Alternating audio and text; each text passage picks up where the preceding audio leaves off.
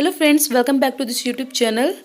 ये video specially मैंने girls के लिए बनाई है। बातें करते चलेंगे और बहुत सारी वोकैबलरी सीखेंगे। मैंने पिछले साल सितंबर मंथ में अपनी नाक छिंदवाई थी। नाक छिंदवाना को इंग्लिश में नोज़ पियर्सिंग कहते हैं। आप देख सकते हैं यहाँ कितना अच्छा फेस लग रहा है। मैंने अपनी नाक छिंदवाई थी।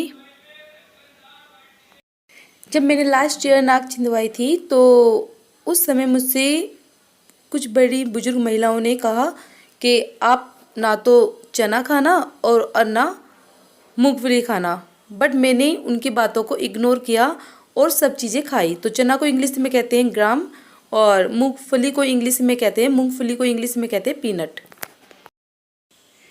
मैंने अपनी नाक सुनार से छिंदवाई थी। जो सुनार थे, अंकल थे, सुनार को इंग्लिश में गोल्ड स्मिथ कहते हैं। तो उन सुनार अंकल ने मुझसे कहा था कि आप किसी भी चीज़ का परहेज मत करना, खाने पीने का सब चीज़ खाओ। मैंने इसी बात को फॉलो किया और मैंने सब चीज़ खाई थी। तो परहेज को इंग्लिश में कहते हैं रिफ्रेन।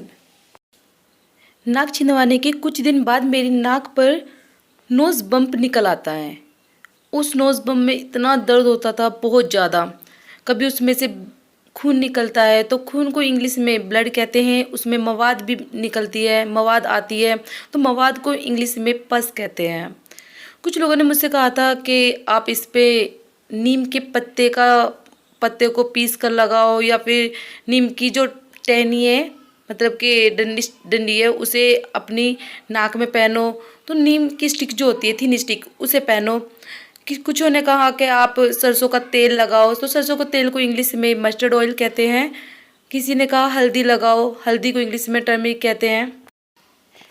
फ्रेंड्स, मैंने जिस चीज़ को जैसे बताया कि मेरे नाक पे अब भी कोई आराम नहीं आ रहा है, क्योंकि काफ़ी महीने हो गए थे, 2 महीने, 3 महीने, 4 महीने, 5 महीने, 6 महीने, जैसे भी बस आराम नहीं दिख रहा था।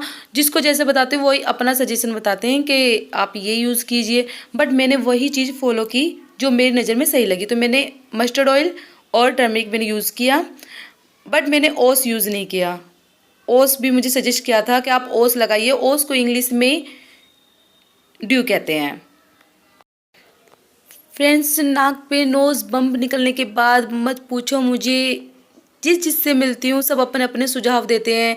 जो पढ़े लिखे हैं वो पढ़े लिखे तरीके के सुझाव देते थे कि आप नुस्खे बताते थे, आप ये यूज़ कीजिए।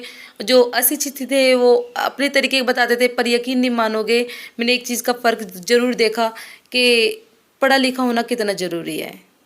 सच में education is very important because education give us ability to differentiate between right and wrong.